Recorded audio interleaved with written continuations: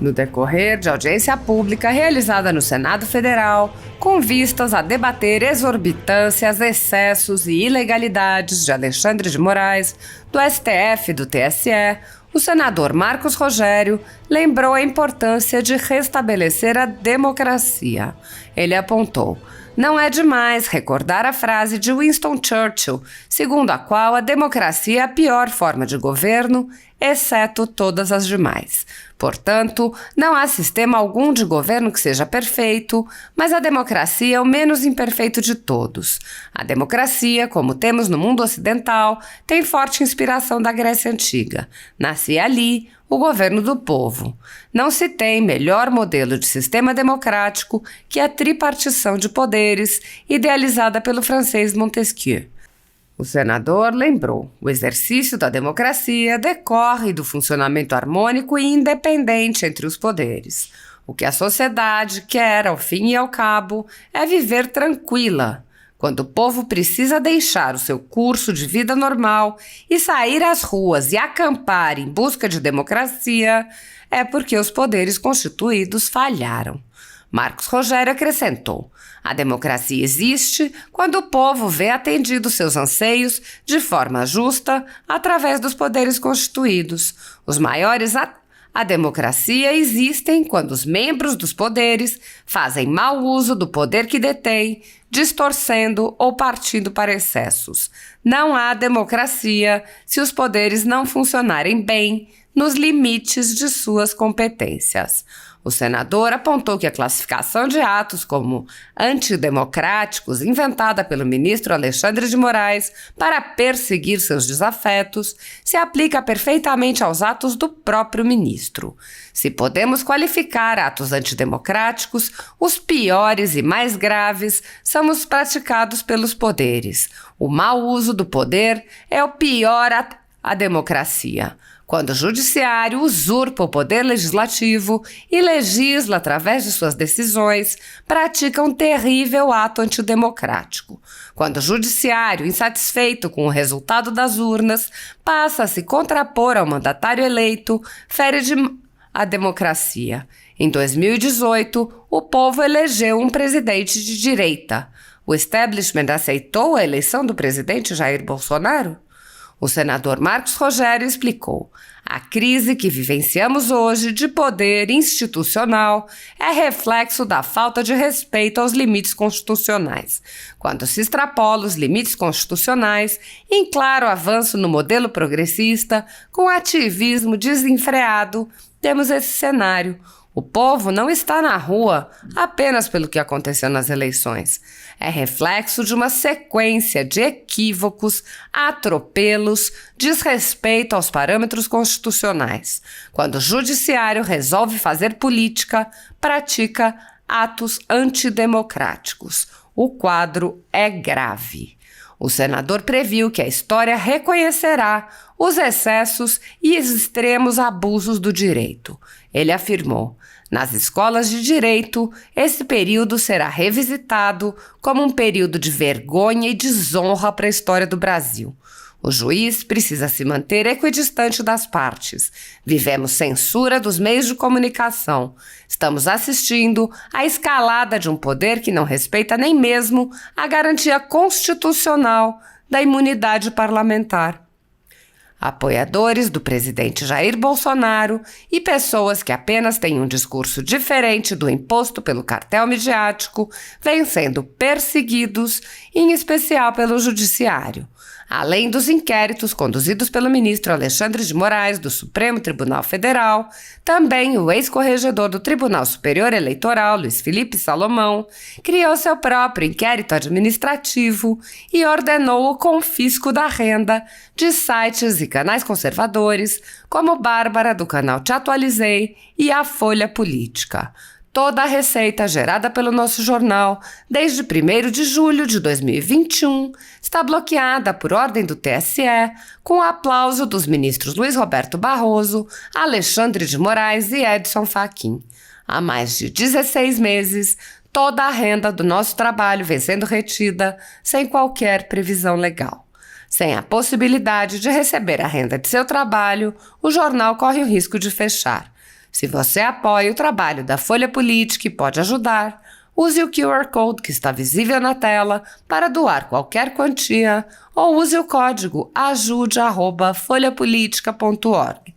Caso não utilize Pix, há a opção de transferência bancária para a conta da empresa Raposo Fernandes, disponível na descrição deste vídeo e no comentário fixado no topo.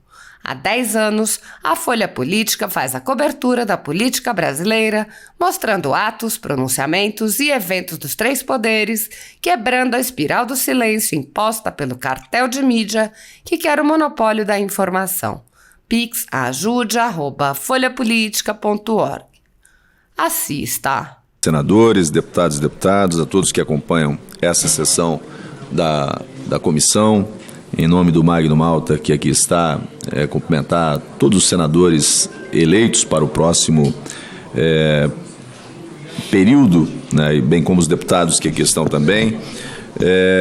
Senhor presidente, eu quero abordar aqui, fazer uma abordagem mais no campo da reflexão. Eu não quero entrar em particularidades e, como é da minha linha, não sou de fazer acusações, apontamentos no campo pessoal. Mas eu quero fazer uma fala observando os papéis institucionais. Eu quero abordar um tema que está na pauta do Brasil nesse momento: os atos antidemocráticos que vêm ocorrendo em nosso país. Todos nós, homens públicos, de todas as instituições e de todos os poderes, devemos sempre defender a democracia de forma ardorosa, porque para isso temos uma delegação do povo brasileiro. A defesa da democracia é fundamental, porque é imprescindível para a vida em sociedade. E, dito isso, não é demais recordar a frase de Winston Churchill, segundo quem a democracia é a pior forma de governo, com exceção de todas as demais. Portanto, não há sistema algum de governo que seja perfeito, mas a democracia é o menos imperfeito de todos. A democracia, como temos no mundo ocidental, tem forte inspiração na Grécia Antiga, com a organização política das cidades-estados. Nascia ali o governo do povo, dando ampla participação aos citadinos, né, os cidadãos em geral, que se reuniam nas ágoras, as praças públicas das cidades gregas. E da Idade Moderna, depois dos períodos de profundas crises do absolutismo monárquico, não se tem melhor modelo de sistema democrático que a tripartição de poderes, idealizada pelo francês Montesquieu. A ordem natural do exercício da democracia é o funcionamento harmônico e independente dos três poderes, a fim de que a população se sinta legitimamente representada e também assistida. O que a sociedade quer, ao fim e ao cabo, é viver tranquila. Quando o povo precisa ele mesmo deixar o seu curso de vida normal e sair às ruas e acampar em busca de democracia, é porque os poderes constituídos falharam.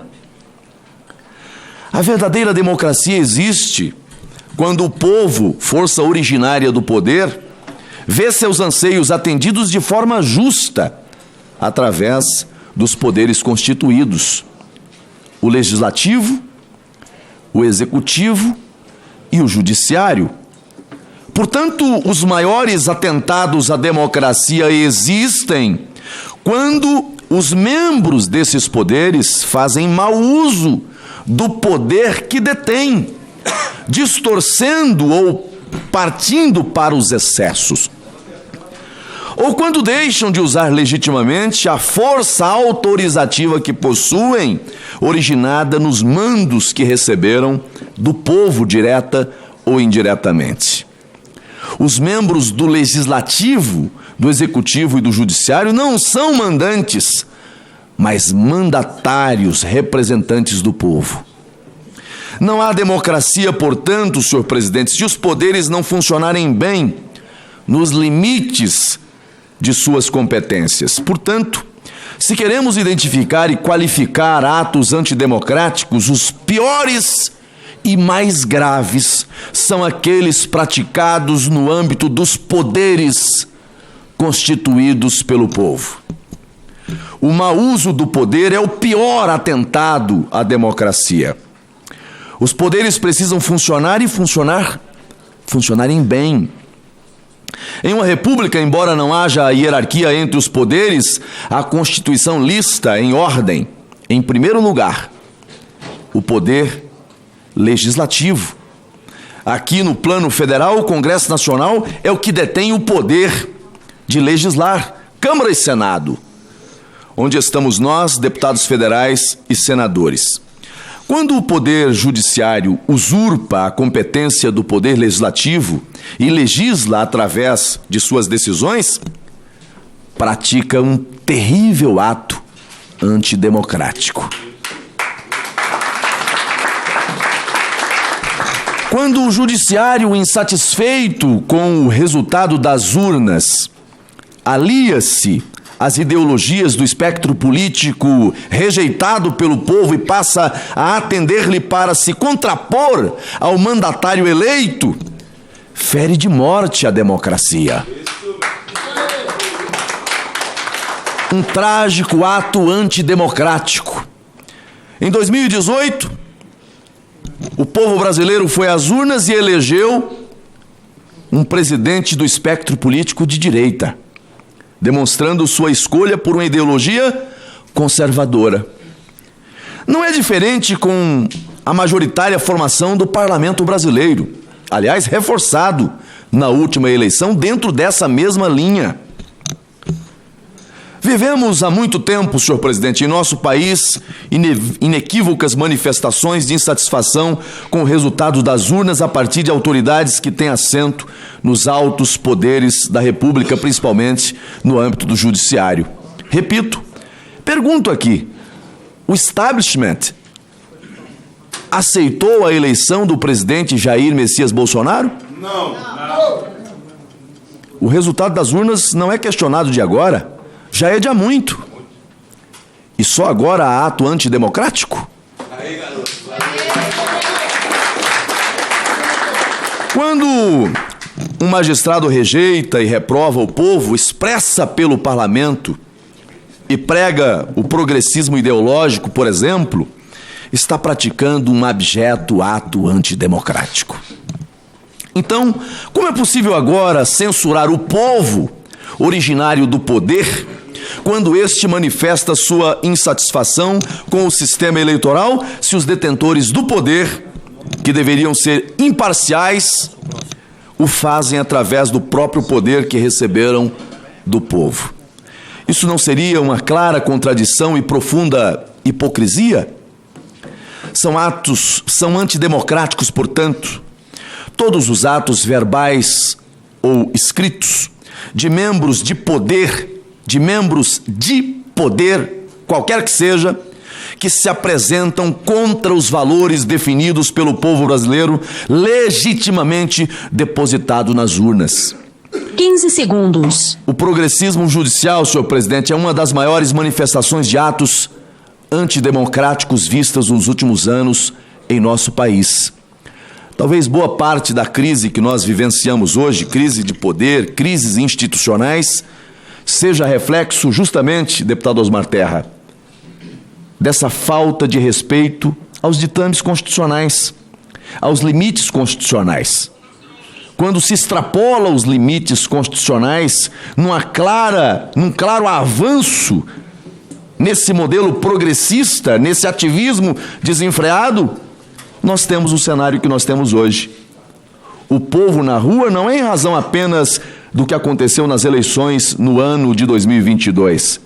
É reflexo de uma sequência de equívocos, atropelos e desrespeitos aos parâmetros, aos princípios constitucionais. Eu tinha feito aqui uma série de apontamentos para falar mais um pouco sobre atos antidemocráticos, mas eu sei que tem muitos outros que querem falar aqui. Como disse no início, não faço fala direcionada a esse ou aquele. Eu estou falando do ponto de vista daquilo que estabelece a Constituição Federal. Mesmo porque, quando a Constituição Federal vai garantir a figura da imunidade, ela não é absoluta.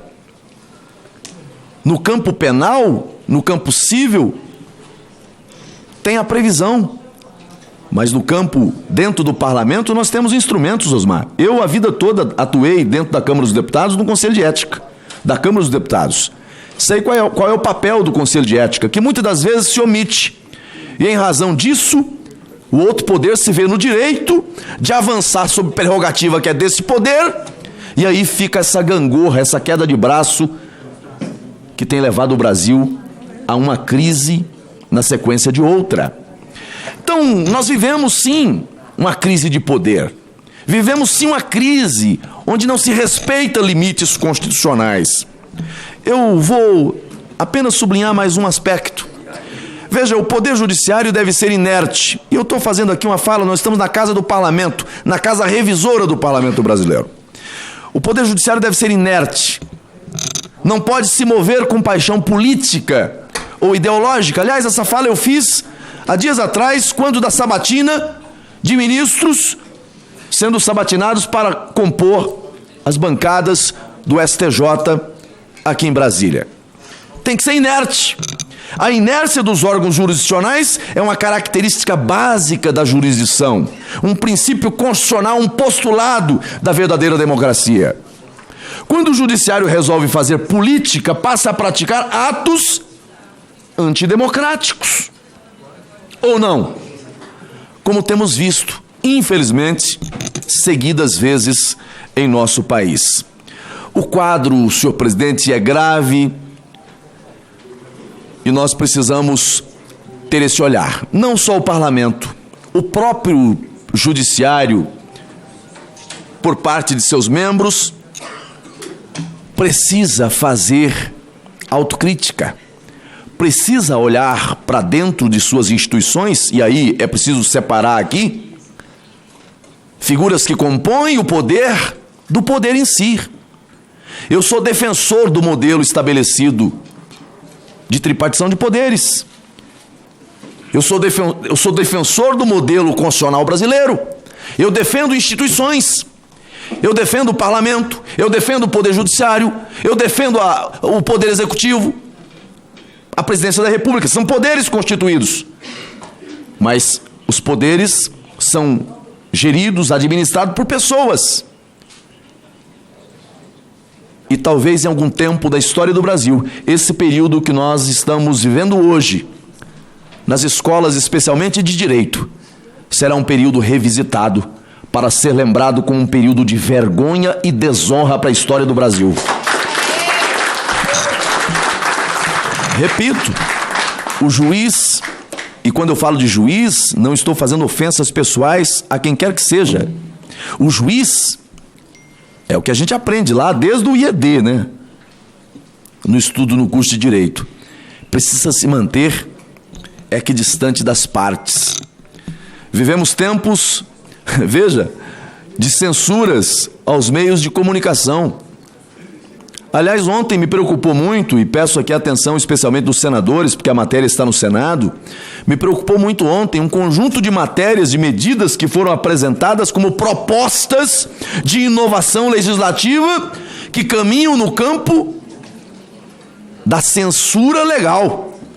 É colocar na lei aquilo que se pratica no âmbito do arbítrio. É claro que há excessos. É claro que há exageros, e para os excessos, para os exageros, a lei já prevê os enquadramentos.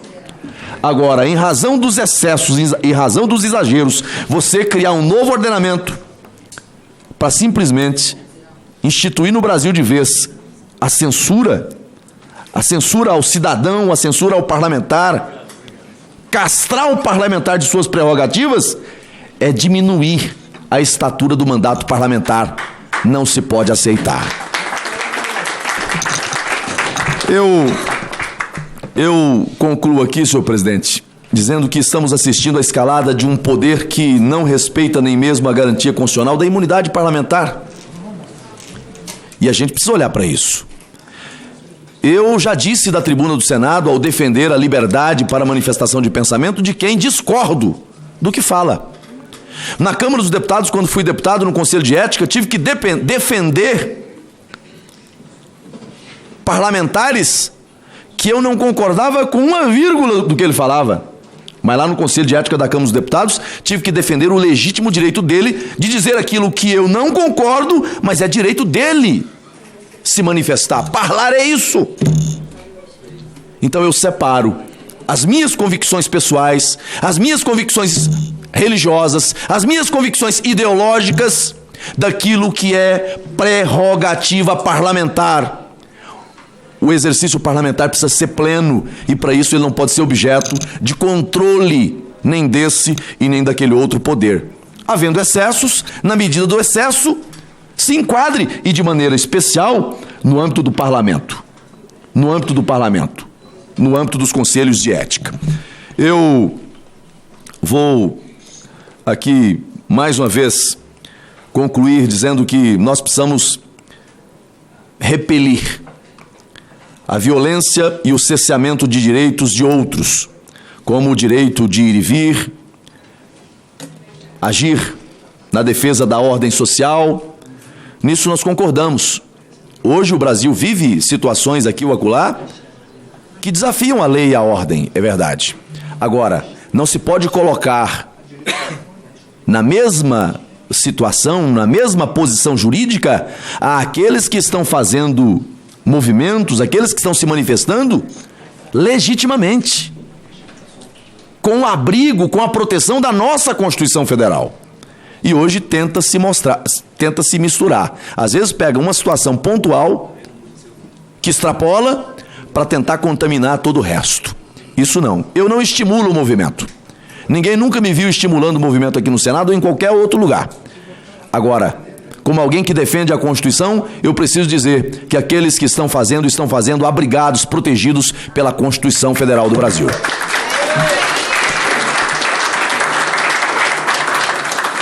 Agradeço, Vossa Excelência, senhor presidente. Depois vou deixar a minha fala na íntegra para que conste nos anais dessa casa, como fruto de uma reflexão com relação ao que nós estamos vivendo nesse momento na história do Brasil. E repito, um momento que exige de todos nós, especialmente desse parlamento, que é o primeiro poder, mas também dos demais poderes, cada um fazendo reflexões autocríticas para buscar o bem comum do povo brasileiro. Parabéns a Vossa Excelência, muito obrigado pela oportunidade de me manifestar aqui. Muito obrigado, senador Marcos Rogério. O senhor estava falando agora e eu pesquisei aqui essa frase da Evelyn Beatrice Hall, que ela é a biógrafa de Voltaire. Dizia o seguinte: posso não concordar com uma só palavra sua, mas defenderei até a morte o seu direito de dizê-la. Isso é o símbolo da liberdade de expressão. Eu queria registrar a presença da deputada eleita Júlia Zanata. Seja muito bem-vindo a essa casa. Já fiz aqui a sua inscrição para falar. E já passo a palavra para o deputado Felipe Barros, que pacientemente tem aqui estado conosco desde o início. Muito obrigado. O senhor tem 5 minutos para se expressar. Obrigado, presidente senador Eduardo Girão. Parabenizo